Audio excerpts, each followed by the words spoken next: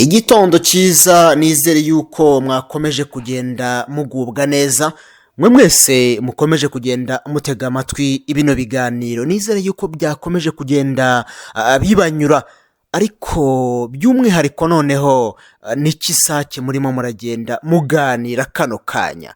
Hari byinshi tugenda tuganira, tukungurana ubwenge, tukareba uburyo ki twacunga neza amagara yacu umuntu aramutse yarwaye buno burwayi busanzwe, cyangwa se umuntu yarozwe, yatewe imyuka mibi, yararenze kuri kirazira, noneho rero ibintu bigahindukira bikagenda bimwogogamo atabizi. Aka kanya muri kino gitondo mbanje kugira ngo byibura tubisasengure, tubishyire kuri ano meza, kuri zino mikoro, noneho tuganire namwe tumenye n'iki twakora kugira ngo ibyo byose bigende bivaho. Nguhaye ikaze rero. Hari igihe ariko waba warwaye, waba wagize ibyago cyangwa se urwaje, ndakubwira ngo ihangane. Hari igihe uyu munsi waba umeze uko nguko, ariko ejo ukagira utya neza, ukamererwa neza. Aha rero tuba dufite ibintu bitatu by'ingenzi tugiye kuganira. Ahangaha by'umwihariko turebera hamwe cyangwa se tukagira inama abashakanye. Ngo mu yandi magambo, ubundi kenshi na kenshi hari ibintu byubaka urugo bitatu, ubyumve neza kandi ubisobanukirwe. Ikintu cya mbere ni cya gikorwa cy'amabanga y'abashakanye. Ngo ni cya gikorwa gihuza abashakanye, umugore n'umugabo, cya gikorwa cyo munsi ya supanete. Tukabagira inama, tukamenya buryo ki ukwiye kubigenza, cyangwa se wowe ugiramo ibibazo, nkakugira inama y'uburyo ki ibyo bibazo byavamo. Kenshi na kenshi hari abagabo bajya bambwira bati ubushake bwarabuze, abandi bagore bakambwira bati ubushake bwarabuze. Hari ibintu bituma umugabo atagira ubushake, uraza kubyumva neza utega amatwi. Hari ibintu bituma umugore atagira ubushake, uraza kubyumva neza wumve n'icyakorwa kugira ngo ibyo ngibyo bivanwe mu nzira, noneho utuze utekane. Hari igihe nigeze kuganira n'umusaza umwe, arambwira ati rwose pe, njyewe umugore wanjye agira gutya, akumva iyo ndi muri kino gikorwa akumva nta kintu yumva. Wari uzi ko ibyo ari ibibazo? Ubundi buriya mu kubaka urugo hagati y'abashakanye, icyo gikorwa, iyo nkingi ya mwamba muba mugiyemo, wari uzi yuko buriya ariyo yubaka urugo? Hari ibintu bitatu. Hari uburyo bwo gutegurana, hari uburyo bwo gutotesha, kunekesha, kwimwema ndetse no kwagaza. Ese ibyo ngibyo wari ubizi? Ni buryo ki ubigenzamo? Nzajya mbabwire n'uburyo ki wabigenzamo kugira ngo uryoherwe. Ariko wowe ufite ikibazo kijyanye n'ibyo ngibyo twaganiriye, cyangwa se n'ibyo tuganira, cyangwa se n'ibyo tutaganiriye, ndabanza nguha umurongo wa telefone, uzajya umpamagara umbwire, noneho rero nkubwire icyakorwa kugira ngo wongere usubire ku murongo. Umurongo wa telefone muri kino gitondo rero wandike 0788 00 75 130. Ndongera nkugusubiriremo, andika 0788 00 75 130. Uwo ni umurongo wa MTN. Hari n'umurongo wa Airtel Tigo. Airtel Tigo ni 07 25 92 63 36. Uwo murongo ni Airtel Tigo, ariko ujye wandikaho Kisakye. Reka nongere ngugusubiriremo, ni 07 25 92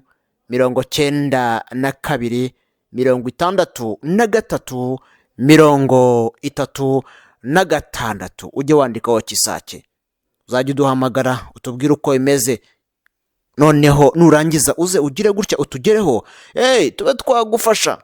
Nakubwiye ko hari igikorwa nagushyiriyeho kirimo kiragenda gikorwa, tubitaho, tubafasha kugira ngo bya bibazo byakugarije. Nahereye muri bino bibazo bisanzwe by'umubiri, ntabwo ndinjira muri bya bindi by'imyuka mibi, bya bindi bigutawanya, ubwo birara biguhekenya, birara bikuniga, byo ntabwo ndabyinjiramo mu kanya. Uze kwiyumvira buryo ki bigenda n'uburyo ki wakwifasha, cyangwa se bikunaniye ubona byaranze, ukavuga utereka rwose ngane Kisakye abashe kuba yamfasha. Ino mirongo mbahaye rero, hari igihe wagira gutya ukitabwa n'igitsina gore, nta kibazo. Abantu benshi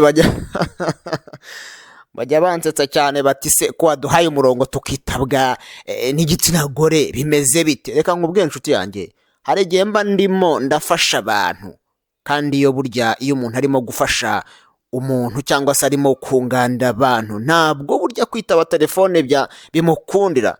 Niyo mpamvu ubundi kino kigo tuba turi itsinda ry'inzobere kugira ngo byibura tube twabafasha. Umuntu rwose wakwitaba nta kibazo aragusobanurira. Ibyo ngibyo mba minyujijemo kugira ngo niwitabwa n'undi muntu wumva atari ngewe, rwose agusobanurire. Ariko umurongo ujye wandika neza, umurongo wa telefone kugira ngo uzaze ungereho. Iki gikorwa rero kirimo kirakorerwa hano neza i Kigali Kicukiro Santere. Kigali Kicukiro Santere turahari, niho icyicaro gikuru kiri. Ariko abantu muherereye hano iburengerazuba hano Karongi neza muri Rubengera, naho turahari kugira ngo tube twabafasha. Ubwo abantu muherereye za Rutsiro ndabaramukije, mbahaye ikaze. Ni ukuri abantu muri Karongi, abantu muri Nyamasheke, abantu muri za Ngororero, abantu muri Rusizi, nimuzamuke mwagera hano neza Rubengera muri Karongi, niho muri budusange kugira ngo byibura tube twabafasha.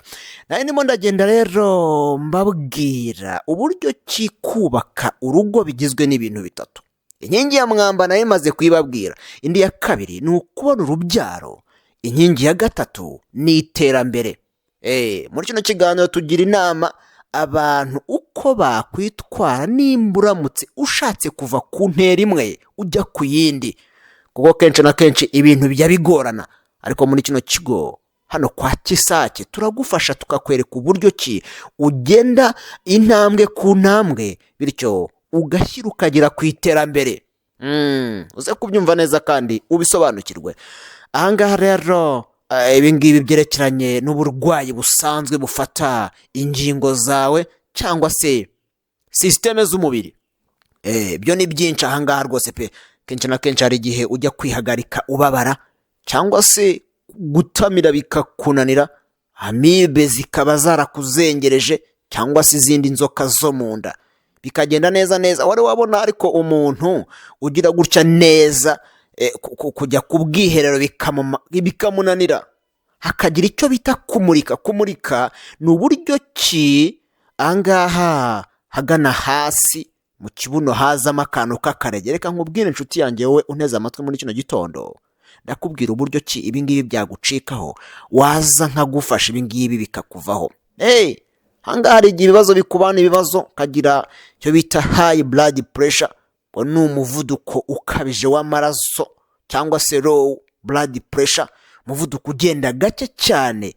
Aho ngaho ukagira ibibazo by'umutima, abandi rimwe na rimwe bakagira ibibazo by'impyiko, ibibazo mu mara, ibibazo mu gifu. Ariko wowe ntukabyihererane, ujye ugira gutya uzungereho. Hari igihe waba warirukanse ahantu henshi hatandukanye ariko ntubone igisubizo. Ndakubwira ngo rero igisubizo hari igihe waba ugiye kukibona, kuko buriya kenshi na kenshi buriya Abisirayeli barazenguruka, ariko umunsi wabaye uyu umwe bagera iyo bakagombye kugera rwose. Rero hari igihe waba unyumvise muri kino gitondo ukabona igisubizo neza, reka nguhe umurongo wa telefone uze kumpamagara, kuko umurongo wa telefone ni uw'igiciro, ni impano mba nguhaye. Umurongo wa telefone kugira ngo uramutse ufite ibyo bibazo bitandukanye ujye ugira gutya ungereho. Andika rero umurongo wa MTN ni 07 00 75 130. Reka nongere nk'ugusubiriremo. Andika 07 8 00 75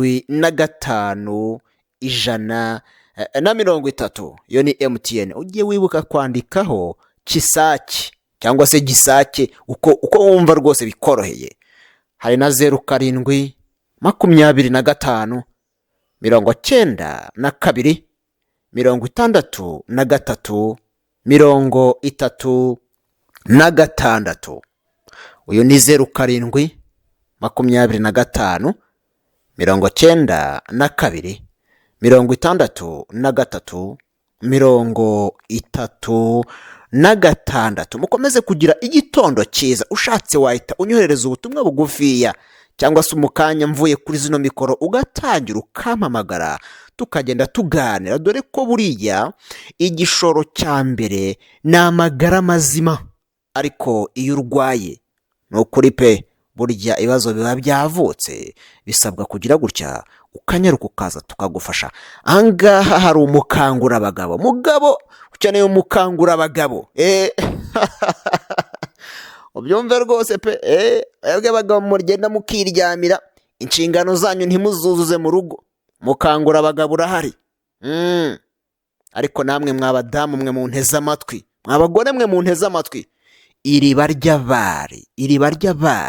Hari igihe rimwe na rimwe ubushake ubura, ukaribwa mu gitsina, ukaribwa mu mugongo, cyangwa se ukagira gutya mu kiziba cy'inda hakakurya, bitewe n'ifumbi, bitewe na tirikomunase.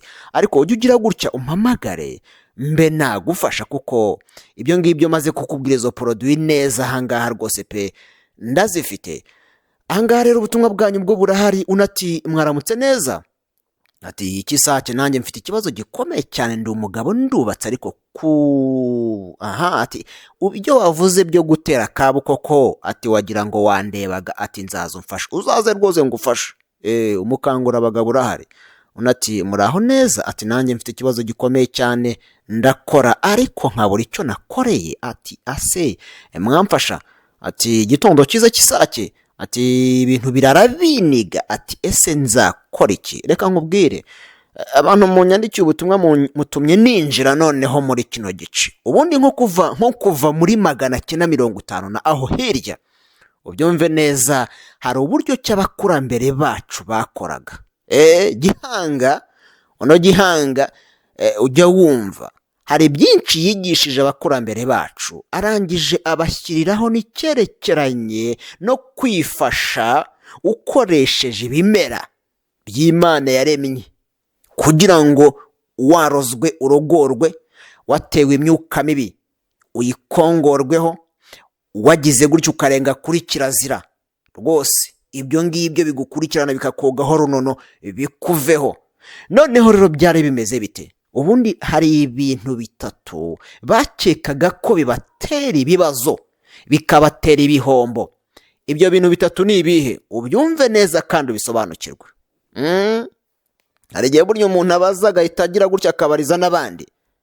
Niki cyerekanaga yuko umuntu yatewe imyuka mibi? Iki cyerekanaga ko umuntu yarenze kuri kirazira akagira ibimwototaho. Ese muri iyi minsi ibyo mwebwe munteze amatwi ntabwo bigira gutya bikagenda bibagaragaraho? Umuntu agakora ariko kagira gutya, nk'unyandikiye ubutumwa bugufi akaruhira ubusa.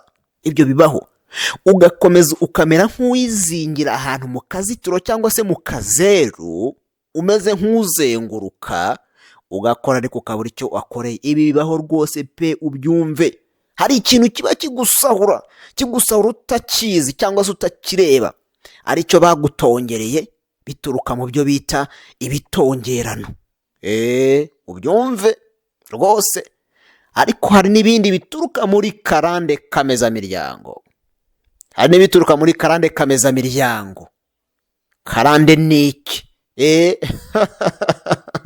Ndaza gusobanura neza. Ubundi basogokuruza bacu baraterekeraga, barabandwaga, ntubatera ibuye, kuko iryo ryari isengesho ryabo, wari wo mubatizo wabo. Noneho bagahirwa, bakamererwa neza.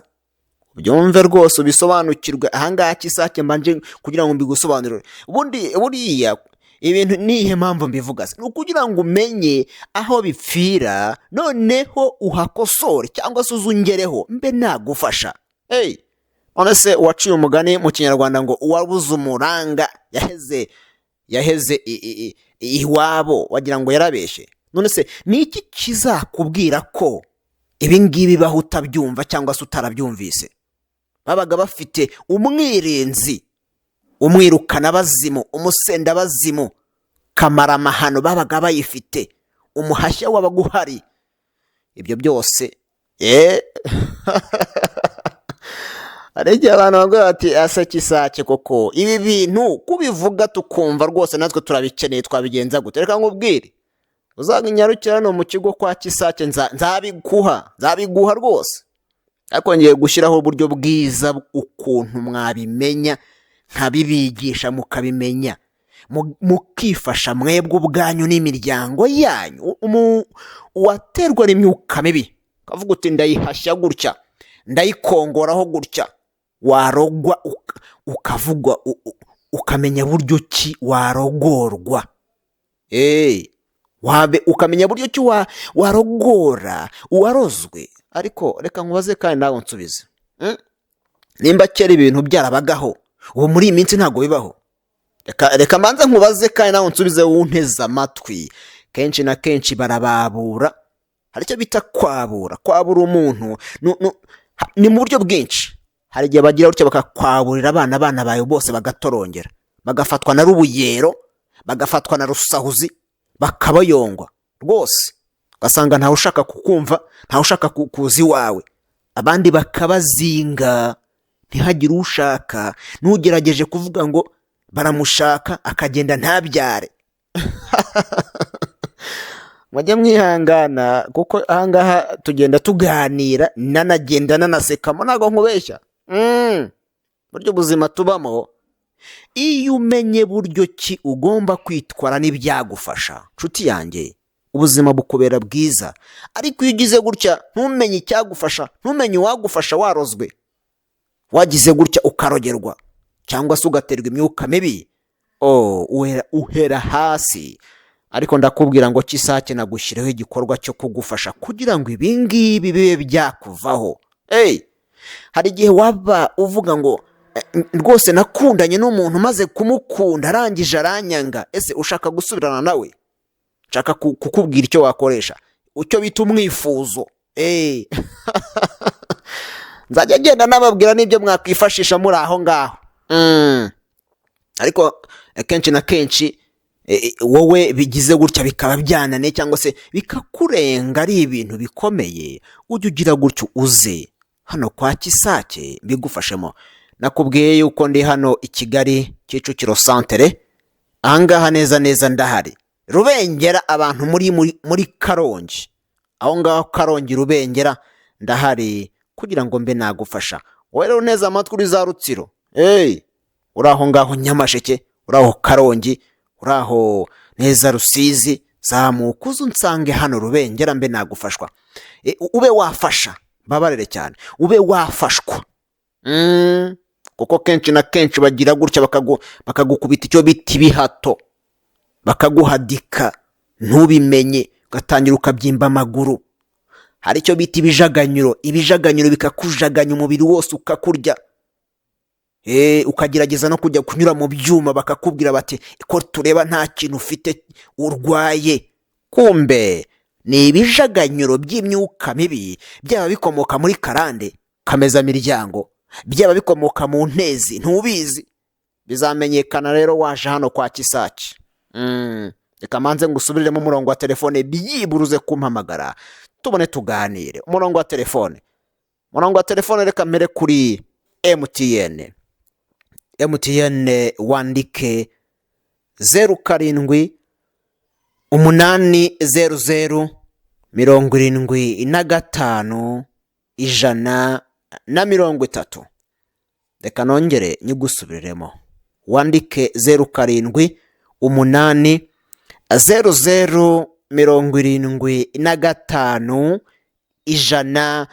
130. Iyo ni MTN, ariko ujye wibuka kwandikaho Kisakye cyangwa se Kisakye, nta kibazo rwose, kuko ibi ngibi nari ndimo ndagenda ngusobanurira abakurambere banjye barabinsigiye, basogokuruza banjye, kugira ngo byibura ngufashe wowe warozwe, wowe warogewe, wowe watewe imyuka mibi, ibintu birara biniga, urakora ibintu ntibikunda neza, uragira gutya abana bawe bose bakababura, bakakuzinga cyangwa se bakagutera ibijaganyuro. Uwo murongo ujye uhamagara mbe nagufasha. Hari na Airtel Tigo. Airtel Tigo ni 07 25 92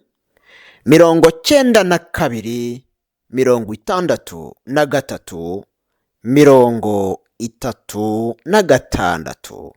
Reka nongere ngusubiriremo uno murongo. Ni 07 25 92 63 36. Uwo murongo ujye wandikaho Kisakye. Abantu mumpamagara muti isi Kisakye twebwe uzatugeraho ryari? Umva nkubwiye inshuti yanjye, ahantu hose buriya ntago nahagera rimwe, niyo mpamvu mba nagiye nkurangiraho ndi kugira ngo uze uhansanga wowe uhegereye. Ariko rwose pe namwe ndimo ndagenda mbatekerezaho, ariko igihe ntaraza aho ngaho uherereye, gira gutya uzaho nakurangiye, yaba hano i Kigali Kicukiro santere nuhagera uraba wangezeho umpamagare, yaba ari hano i Rubengera hano muri Karongi naho urahansanga. Komeze kugenda ugubwa neza. Nari nibereye muri ibi rero byerekeranye na za karande kameza miryango. Ubundi nimba basogokuruza bacu baraterekeraga bakabandwa, ngiye gusobanura icyo bita karande kameza miryango. Ese ikomoka hehe? Ese nihe mpamvu umeze uko basogokuruza baye baragusabiye, ariko muri iminsi ukaba umerewe nabi? Wakagombye gukora nk'ibyo bakoraga ariko ntubizi. Nta n'ibyo washobora. Gira gutya ndakubwiye rwose uzanyarukira no kwa Kisakye mbe nagufasha. Nimba baraterekeraga, guterekera ubundi bigizwe n'amagambo abiri. Hari uguteka hakaba no gutereka. Ubyumve neza. Bazanaga inzoga bagashyiraho ngaho, amasaka bagashyiraho ngaho, inyama bagashyiraho ngaho. Noneho hakaba ushinzwe uwo muhango, yarangiza akabwira abantu bakuze, akabwira ati nimuteke. Hari uguteka no gutereka. Ngo mayane magambo baratekaga. Ntago ari ugushyira ibiryo ku nkono, oya, ni ukwicara kw'abakuru. Barangiza bagafata amasaka bakajugunya mu munyota w'umuriro, bagafata inzoga bakajugunya neza ahangaha. Ubundi hari icyo bita inconda z'inzu. Bagafata iyo nzoga bakagenda bayimisha mu nconda z'inzu, bakavuga muti muraduhe guhirwa, muraduhe kubaho neza, abana bacu murabahire bazabeho neza, turababahaye tubabashyize mu maboko bazagubwe neza. Wumvise ijambo aho ngaho bakoreshaga bati turababahaye tubashyize mu maboko yanyu, muzabakoreshe, turababahaye turabatuye. Wumvise aho karande kameza miryango itangirira. Ubundi wakabaye nawe ufata inzoga ukabaterekera. Ubu ngubu hari umuntu unyumvise akavuga ati se ugaroge ujya guterekera? Reka nkubwire, ubundi hari abo bitabera cyangwa se abazungu, reka mvuga uko nguko. Hari ibyo batwambuye byari byiza, ugasanga umuntu yitwa Uwiringiye Imana, bakavuga ngo ni ripagani, bakavuga ngo wenda Claude ni rikirisutu. Uranyumvira? Ni ukuvuga mu yandi magambo, hari umuzimu w'iwabo bagiye guterekera, we barakubwiye ngo izina ry'irikirisitu niryo ripagani. Mwamane magambo, witwa ngo wenda Habimana, witwa Iradukunda, ngo ayo ni amapagani. Uranyumvira neza? Ni ukuvuga iki? Ari ikintu batunyaze. Noneho barangije badushyiriraho ibyabo, badushyiriraho n'isoko kugira ngo dukomeze tubatumbere, tubahanga amaso. Wabyumvise? Ariko basogokuruza bacu bakiriho. Ntabwo ibyo reka nkubwire, nakubwiye ngo babaga bafite umwifuzo, icyo bashakaga bakigeragaho. Nimba hari ibyanze gushyiguka, babaga bafite ahangaho mushyigura, babaga bafite umusenda bazimu umwamira ubarinda abajuru ubarinda ibyago. Turagendana neza. Ahangaha babaga bafite nk'iyo umugabo yataga urugo cyangwa se umugore, babaga bafite umucyuracyura bakawukoresha, noneho umuntu akigarura. Reka nkubaze kandi nawe unsubize, ibyo se uracyabibona hehe? Umuntu agira gutya bakamunyuza mu cyuma bakamubwira bati nta kintu urwaye, kandi aribwa ababara. Hari igihe bari imyuka mibi igenda iguhekenya, ibyo bita ibijaganyuro, bikaguhekenya ntubimenye. Za nyabingi bakaziguterereza, amahembe bakayaguterereza akarara gukubita rwose. Ibi bibaho kandi aho ihembe rinyuze harakurya ukagira ngo rwose neza ni ahantu bagukubise.